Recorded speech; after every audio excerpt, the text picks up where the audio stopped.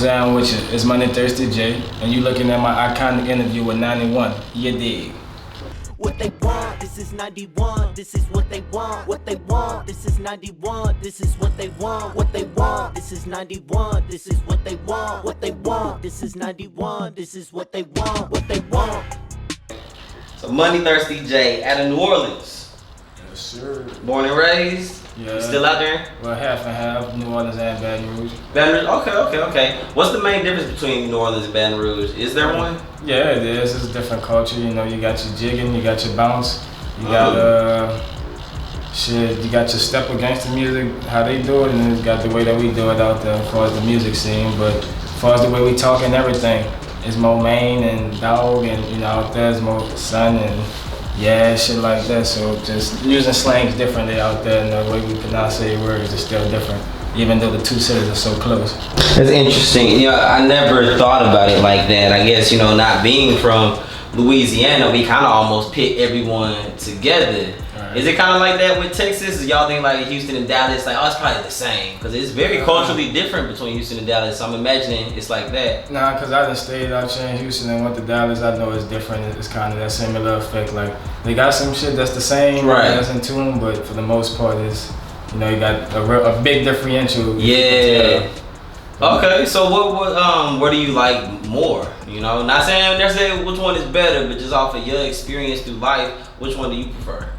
I mean, New Orleans, really. So it's just more things you can do. I always have more fun out there in New Orleans. I ain't saying BR ain't fun, but you either done the club scene or whatever they had to offer, and it's really over with. It ain't much else out there to do. New Orleans is still more things revolving and new places opening up, different cultural things, and shit. BR getting that too though, but New Orleans just, you know, is ahead already. So you were pretty young when Katrina hit. Yeah, I was about 10 years old. 10 years old, okay.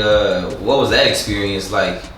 For me, it wasn't so horrific. I had, you know, dipped to Atlanta with my people, so, you know, my shit wasn't as bad as like my grandma and brother and them. They had to go to the Superdome and wait for buses to get to Houston and all that. So, you know, you're watching the army people treat people all type of ways. People committing suicide, jumping off buildings and stuff. Hearing out their family died and shit. Just was rough, you dig? Shit, they lost my cousin, matter of fact, and by God's grace, they found them back when they made it to Houston. Like, they lost them just in the chaos of everything. Yeah, trying to get to the bus. Man, I know that was nerve-wracking. Yeah, but shit, they found each other as soon as they made it, so shit, that was tight. So you went to Atlanta? I went to Atlanta, was going from like hotel to hotel, living around long lost kin, so. How long was that? Did you we did that for 3 months, maybe. I mean, not 3 months, maybe 2. No, August. And then you were able to go 3 back months, home? 3 months. And we had came to Baton Rouge. That's where we started settling, because I had, my sister stayed out there. My grandma came from Houston already, settled down, you know, and got us a little spot. So that's when we went to Baton Rouge. Okay, a little bit further away and everything, but you're still in Louisiana. Yeah. So Atlanta was just temporary, you had to get out the city, and then what did the decision to go to Baton Rouge? So y'all lost everything in New Orleans? Yeah, damn near everything. Damn, now what was that like, bro? You know, because I feel like people can't really, you know, you can't really imagine what it's like until you experience something that, to lose everything, to like your whole home, all your belongings, memories like that to get taken away from you. Like, what was that like, and like what did it do to you mentally? You were young. I was young, so it really didn't affect me that much, but like dawning on it, you know, you lost a bunch of clothes, dresses, and just a bunch of stuff my grandma had to pay for it, and you know, her stuff, so I had a couple clothes, just mostly clothes, and them pictures too. That's what really did it, all the memories. That's what really made us, that's about the only thing I'll say that was really sentimental to me that I lost. But as far as that other stuff, you know, we can get that back, but you know, Grams had to start from scratch. Like, I come from a big family, but you know, we all stayed by Grams' house, you did. You know, mamas, aunties, and them on drugs, and so, you know, really the strain on my grandma to really take care of us and, you know, provide for us, so, you know. So when did music come into play? Was that before Katrina or after? I used to play around with music, man. My brother Key, we made a little mixtape off the little HP Dell computer. Made a little 7-song EP.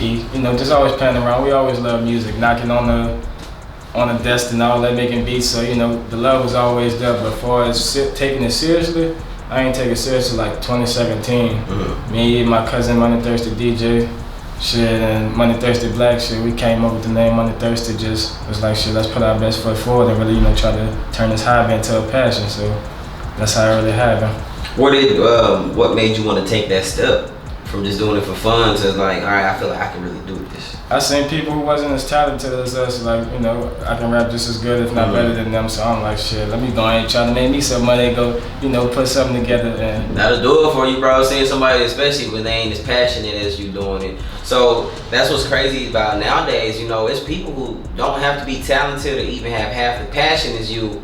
And it's certain things, like it might just be their personality or the way they dress, just something wild that they do, and they get on. So being one of those authentic artists, I feel like it's a lot harder for the authentic artists because we're not into doing the gimmicks and stepping outside of ourselves for attention. So how do you keep yourself relevant in this day and age when the industry really is ran by gimmicks and industry plans? I just, like you said, I try to keep it authentic, like real gonna last longer. If it's something real that people can really connect, that's gonna last a lifetime.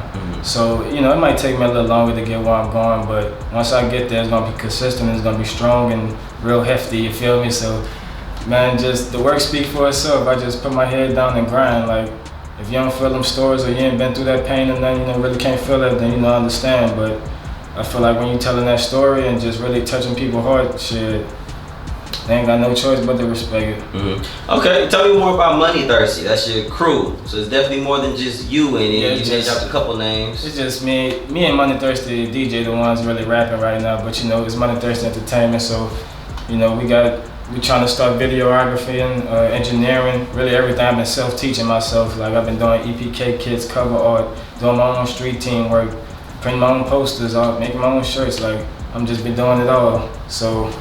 As far as the bigger plan, I want, try to put more people on as I can and give them different avenues to, stay out the streets and keep them focused on something. So Money Thursday Entertainment is more than just an artist. It's going to be, the whole enchilada. Okay, and what projects do you currently have out or singles? Right now, Manifestation. I just dropped a 10-song mixtape, Long Live Poop. That's a dedication to my brother I lost last year. So he did. We shot all 10 videos. And I've been putting out 2 videos a week. So right now, what dropped yesterday? Pray. Yeah, Pray just dropped yesterday, but as far as the single that I'm really pushing off that is Unforgiven. It did, like, that one was like Fresh Pain. I freestyled that one. That was like the first song I did after he passed. Like, really had to push myself to get in the booth and really do that. So, dedicated out to my big bro, man. Is it easy for you to tap into that pain when it comes to music? I feel like that's where the realest music comes from, is when you can tap into that. Of late, yeah. Shit, it ain't been nothing but on my mind, so I had to release it. Like, I feel like it's really therapy in the booth, right? So just gotta express myself and hope somebody feel, my situation, and hopefully I can get them through that. As you did. Right. So with that situation of losing your brother and everything, how did it change your mindset or mentality with your music? Was it hard to get motivated in music, or like you said, was it just immediately that therapy and you just poured yourself into it? No, it was hard. I really didn't want to get in the booth. It took me, about 2 weeks, almost 3 weeks to get in the booth. But like, I just knew it was something I had to do. Like, the dead love success, so you gotta keep going, keep kicking, and keep pushing for them. They live out all these dreams through me. So it's just, pain always been the poverty, the struggle, so this just added way more fire to the fuel. Like, just made me have that realization, like, you're here today, you're gone tomorrow, dog. So sitting around chilling, waiting on opportunities, thinking this gonna happen, man's gonna pass you by. Get off your ass, go get it, and shit, watch what happen, man. You dig, the work it's gonna happen. And that's off of, you said, the tape that you have out right now? Yeah, Manifestation. Right, okay, let's talk about Manifestation, because I know a lot of people throw the word around nowadays, but how many people actually practice it and, really see it in their lives? Tell me how Manifestation has been a part of your life. Shit, I'm always a big believer of speaking things into existence. The more you speak on it, now you try to do something to it. Even if you're taking an inch towards your goal, you're getting there. So it's just speaking positivity, man, because, you gotta start within before it happens without. So I just try to train my mind to speak things that I want and then practice what I preach at the same time. So I'm an embodiment, living it type stuff. So Manifestation is big to me. Now, tapping more into that spiritual side of things, I know Louisiana is big on, the whole spirituality thing, but with them it goes, you know, more deep into the roots of like voodoo and things like that. Yeah. I feel like there's been a lot of misconceptions between people and voodoo. You either hear it and you're terrified, or you hear it and you understand what it is. Have you ever experienced anything, like even if it's not deep, but just growing up in New Orleans, was that a big part of the culture? It's part of the culture, but I ain't really grew up in the voodoo stuff. I knew like with your dreadlocks, when you cut them off, you're not supposed to just throw them away or nothing. You dig? You might find a bird might make a nest on it, and you wonder why your head hurting so bad. Really? That's interesting. I didn't know that. So, I see people keep that dread. I thought it was just because, you know, you grew your hair so long and everything. And yeah, you might want to put them back in, but like a spiritual thing too. You know how you be needing a little lock of hair for somebody, so yeah, that's how they go. You ever gonna cut yours? I might trim them. Yeah, I work too hard for these, man. How long you been growing them? Shit, about to be 6 years.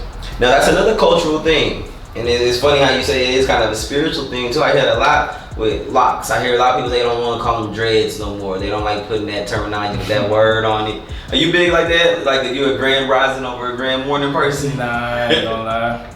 You know, I respect the culture. I'll be listening to them. You know, it's like strength and a whole bunch of other stuff that they done told me, but nah, I ain't too deep in it. Yeah. Shit, I don't mind. I'm gonna get into it though. Okay. Let's get back into the music and everything. What is your writing process like, or do you just freestyle? I know you said you freestyle one song, the one about your brother. You freestyle? Yeah. Shit, it's either or. It just depends on how I'm feeling. Like if I just got it on my mind, I can go in there and freestyle it. But to save myself a lot of time, I write. So if I feel like writing, I go and write, work on that penmanship. You know, really writing be more put together to me anyway. I can really tell a story properly. And when I freestyle, it's more of the feel. Like sometimes the story is there, and sometimes it's a little vague, but you feel it. So you know, it just depends on how I'm really feeling. And as far as manifestation, I freestyle like 7 out of the 10 songs on the punching in. You know, shout out to my guy Swagger Studios. You did. Nice. He helped me get me right. Okay. What is the most important thing to you when it comes to rap? Is it the bars? Is it the metaphors? Is it the way you ride the beat? Far as the consumer, it's the sound. But far as to me, it's being real with you and what you do. Like as long as I'm speaking some real shit, some shit that I'm doing, and ain't no factual fabricated stuff, it be, you know, just finding me, just finding that sound. But keeping it real is the most important part to me. Okay. And before we get out of here, what's the story that you want to tell with your music? Shit, just how I came up, how I grew up, how I persevered and stayed resilient. And, you know, I ain't where I want to be, but I'm going to get to where I need to go. And, you know, this the process of it. So, you know, enjoy while nigga down. So, I just want to show people my struggle. And, you know, if I can do it, you can do it. You know, everything overcomable. And let us know where we can follow you and what you got coming up next as far as music, what to look out for. Money Thirsty J on all platforms. It don't matter. Whether it's music, Instagram, Snapchat, TikTok, everything. Money Thirsty J. And as far as projects next, I got 2 collab projects I'm working on, and I'm dropping in Manifestation Deluxe on the 30th of this month. So, you know, shout out to my dog Money Thirsty DJ. We doing Money Thirsty Volume 2. And shout out to my dog 2 Real 00. We doing Love Me While I'm Here. So a lot of music coming on. I still got like 3 videos to release. One more releasing Monday. So 2 videos a month the whole April, you dig? The whole April months. We just dropping, staying consistent, staying on it, you dig? So, man, it's just a lot of music, man. Tap in, man. There's always gonna be some content. Thirsty Thursday is coming soon too, you dig? You wanna see how I turn up, how I live my life? Shit, check out them Thirsty Thursday vlogs, you dig? They're coming soon. So, you know, we got a lot of work coming on, dog. So, man, go check it out. I ain't gonna speak about all of it, but check it out.